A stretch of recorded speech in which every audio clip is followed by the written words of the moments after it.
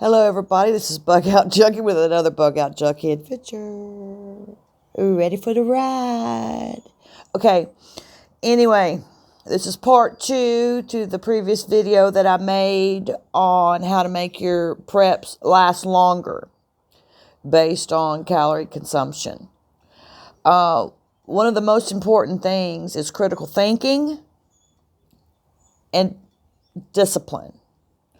Both of those come with experience. Some are blessed with having that early on. They're a lot wiser than I. But, discipline is the main thing. You have to discipline yourself to follow the standards and the rules that you set for yourself or that you perceive or project onto others.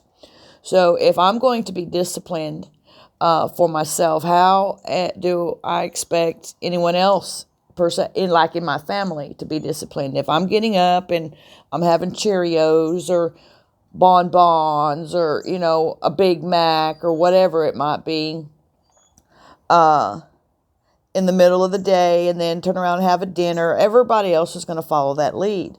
So you lead by example, from my experience. Anyhow, the discipline is a very important aspect of training and things like that. As far as your prep goes, you know how much you have to put in them. You know how much you have to put in your food storage. Now, calculate that. Calculate how much you actually got based on your family's calorie consumption that you have now. Can you sustain that past that so-called year's worth of preps? No, you can't. But you can take that year's worth of preps and turn it into 2 or 3 years worth of preps if you become disciplined enough to minimize your portion servings per meal, have a strict eating time. I mean, nobody likes that, but, you can either learn from wisdom or learn from experience. That's all I've got to say on that. And start teaching your body to be disciplined in that manner. I'm not talking about exercising and diet. I'm not talking about dieting. I'm just talking about lowering your portions. Just a tad bit. Get you a ladle. That's why they have ladles. Those ladles are usually like 3-ounce ladles. I get a 3-ounce ladle of this portion, period. And that's all I get. There's no seconds. There's no thirds. If you do have leftovers, you clean that kitchen up. You get those leftovers into containers and you have them later for, say, dinner that night or even lunch the next day. So you make your food last longer in that manner as well. The discipline is, like I said, one of the number one things. That is what I've found to be the hardest to learn is the discipline, the self-discipline. As far as those things kind of go,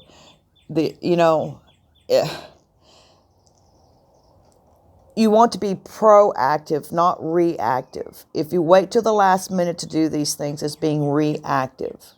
Your body's automatically going to think that it's starving and that it's hungry because it's not getting the 2,500 or the 3,500 or the 4,000 or the 5,000 or the 10,000 calories that it's used to getting every day. When a good diet that with a mixture of your fruits and vegetables and things of that nature is about 1,500 to 2,000 calories a day. And, another thing that you can do is eat an apple before each meal. That also helps with fiber, and it also helps with filling your stomach. The other thing is, before you start eating, drink an 8-ounce glass of water. That helps to fill your stomach. It tricks your digestive system into thinking that it's full, and you'll eat the calories that you need at that point on. Now, I am not a dietitian, but I've done the yo-yo diets and, all that hoo-ha kind of stuff. And I've learned from experience on a lot of this, so I'm trying to share wisdom. Look at your menu. Do a menu. Planning a menu weekly and sticking to it. Everybody eats the same thing. I don't like green beans, so I'm not going to eat the green beans. And I don't like mashed potatoes, so I'm not going to eat the mashed potatoes. I don't like ham, so I'm not going to eat the ham. So I'm going to go fix me or cook me a whole separate meal. That can't be allowed. That requires discipline. Not everybody likes to be told, well, you can't have this or you can't have that. Well, you better start managing that very quickly, because if not, you know who is going to manage it for you in a detrimental type of way. So this is Bug Out Junkie with another Bug Out Junkie Adventure commentary.